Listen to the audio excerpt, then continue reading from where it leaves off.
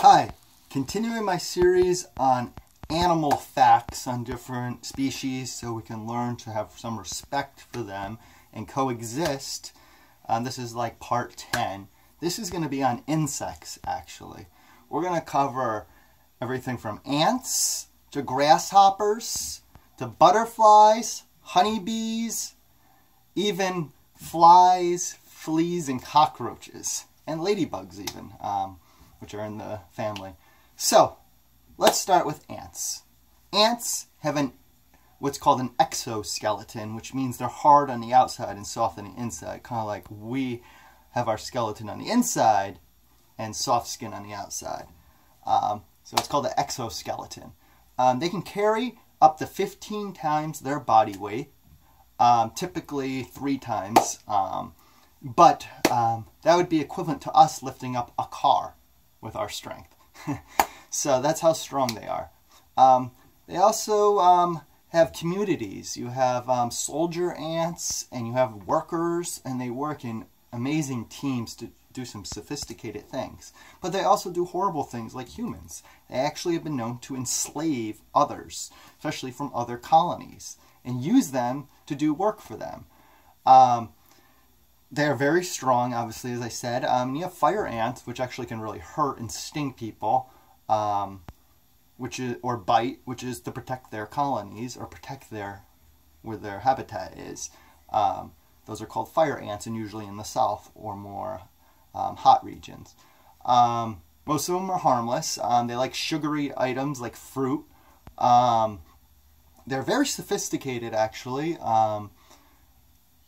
They've evolved from about 70 million years ago, and they are actually the first that have exercised horticulture, as far as we know. They've done things with antibiotics to prevent mold, and manure, using it as a fertilizer type thing. So we're evolved from the dinosaur area, actually, over 130 million years ago, which is called the Cretaceous period, if I'm pronouncing it right. Now, they are in large quantities. There's about 1.5 million per person on the planet, and humans are overpopulated, 8 billion, but we're the most destructive overall, definitely. The queen lays eggs, almost about 800 per day they can lay, and it takes months for them to develop. There's about 12,000 species of ants. Most of them are in tropical regions. Ants can actually care for another species like the leafhopper, which they help each other out, and they coexist. I won't go into too much detail because I'm covering a lot of species. You can do more research to go more in depth. And that's about it on the ants. My source is thought.co. So, ants, pretty amazing species. They build sophisticated tunnels underground too. So, and they're very strong and smart. So that's what we got out of that. Now let's talk about the honeybee. Vegans obviously don't do honey for various reasons. One being that it's bee vomit. Yes, it's actually bee vomit. And it's kind of like enslaving them and taking their work from them. For example, honeybees are very sociable. They live in colonies of hives of up to 80,000. In the winter, they actually huddle together and rotate to stay warm. They drink nectar from flowers and juice from the fruits. A hive can produce about 50 pounds of honey over the duration of a spring or summer. But it's used to feed them during the winter months, during the cold months, as a source of food for them. But we obviously steal it. We also use things like bee wax. Now there's alternatives to honey if you don't want to steal it from them, like agave nectar or just syrup if you want to make pancakes or something, or have some flavoring. There takes about 1 pound of this puke, which is made of millions and millions of flower nectar from flowers that they regurgitate. Some other facts: they have 4 wings and a stinger, but they die if they use the stinger. and they kind of make the ultimate sacrifice to help their colony, to ward off dangers, which is usually humans, unfortunately. They have 4 stages of development: egg, larva, pupa, P-U-P-A, I don't know if I'm pronouncing that right, and then adulthood. They are very important to our ecosystem in humans. They pollinate crops. They pollinate so many things for us.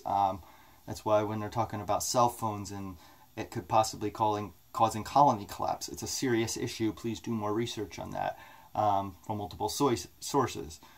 So they are very critical to us, bees in general, not just the honeybee, but all bees. They communicate via like dancing, which is their type of language. So that's it on honeybees. Please research it more. This is just the basics because I'm covering a lot quick, just so people can have a little more respect for them. So now I'm going to talk about the grasshopper. This is from bugfacts.com. Bugfacts.com is my source for this one. Grasshoppers are herbivores. They eat, people actually eat them for protein. I wonder where they get their protein from. But some people eat them as protein. It's actually catching on in the U.S., unfortunately, because they can eat thousands of them in a short period of time. Again, they're herbivores. They're up to 5 inches long. They can actually fly. They have 5 eyes. They make music by rubbing their wings and legs together, which is kind of interesting. They have stages of life, including the egg, nymph, and adulthood. The eggs lay in the fall and they hatch in the spring, so there's a long time there. They live about 1 year. They can jump about 20 times their body length, kind of like the flea. They're big jumpers. A man, that would be equivalent to a man or human jumping 120 feet. That is 6 foot tall. Fleas actually can jump even further. There's about 18,000 species of grasshoppers worldwide. So, pretty interesting facts. I'm a fan of grasshoppers. I'm going to skip ladybugs and go right to the butterfly. Let's just talk about the monarch, but a lot of them have similarities. They are in most regions except colder climates. They migrate long distances, like from Canada to Mexico, up to 1,200 miles or more. They migrate using magnetic fields of the planet, kind of like a compass. Very interesting. Caterpillars eat leaves, stems, and milkweed plants, as well as flower and fruit juices. There are 4 stages as well: the egg, the caterpillar, the chrysalis, I don't know if I'm pronouncing it right, C-H-R-Y-S-A-L-I-S, and then adulthood, which is the butterfly. It takes several weeks for that to all happen. They can lay up to 400 eggs in a milkweed plant, which then becomes usually like a caterpillar cocoon, like a white nest type thing. Looks like a huge spider web, but very thick. Butterflies obviously come from caterpillars. That's about all I'm going to cover on that. Again, do more research, but they can travel long distances. I want you to take away, they use magnetic fields. So kind of like birds, they travel very far, they have stages, and obviously they live in colonies as well. Very interesting and important to our ecosystem, just like the bee and so forth. Now flies, there's about 1,000 species of flies. They typically lay eggs in fruit, animals, rotten flesh. First they become a larvae, which becomes a maggot, which is like, looks like a piece of rice. But they can spread germs, so you gotta be careful. Obviously they are attracted and feed off of manure as well, so you want to clean up manure. But fruit flies, they are very interesting. They can actually do math in the angle, so if someone's trying to swat them, they can calculate angles to try to get away. Obviously they're very fast. They can see in 360 degrees, so behind them as well. Their eye is very interesting. NASA says that they have genetic similarities as far as prone to germs and diseases as 77% of humans in some regards. So they're very fascinating creatures, and that's all I'm going to cover on that. Just want to give you quick overviews. Skip the ladybug for now. I talked about ants, grasshoppers. I'm going to talk about the cockroach next. Everyone, it's like a dirty term, cockroach. Actually, it's the people that are causing them to come.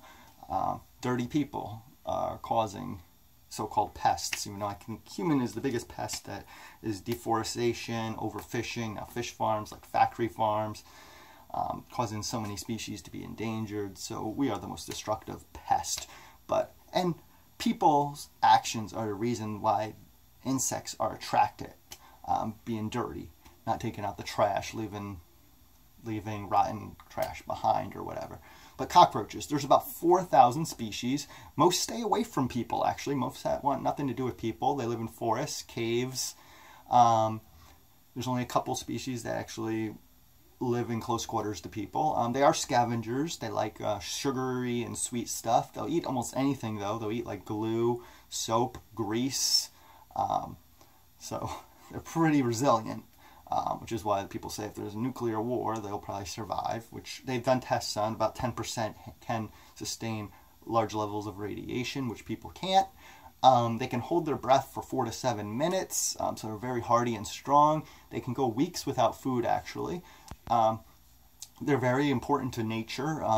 They remove organic waste, especially in the wild and such. They're sociable. They like contact. That's why they like small crevices. They like to feel contact on all sides of their bodies.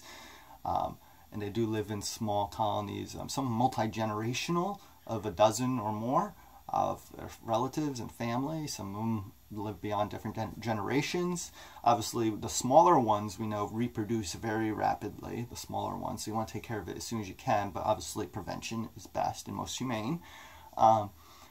They recognize danger by feeling air currents around their body, which is very interesting. They have 6 legs, are very fast, can travel about 1.7 miles per hour and turn on a dime at full speed. In tropical regions, they can be very big and obviously reproduce at lower rates, although some of the bigger ones can be found in the south, like Texas, for example. They do not reproduce much, and they're harmless, other than maybe sometimes spreading some bacteria. They are very smart. They can be trained like a dog in some ways, or conditioned. So they are smarter than we give them credit for, insects. So that's my coverage of ants, grasshoppers, cockroaches, butterflies, honeybees, flies. Covered a little bit. Ladybugs have some similarities, and I also covered a little bit on the fleas. So learn to respect other species. Big and small, we all coexist and we all rely on each other. Like I said, the bee has such an important impact on pollination and affects humans in so many ways, but it is not all about us at the end of the day. We are not the only species, but we are one of the bigger pests actually in the world. So thanks for watching, and please share so we can learn to respect and know about the millions of species that we share this planet with. Thank you.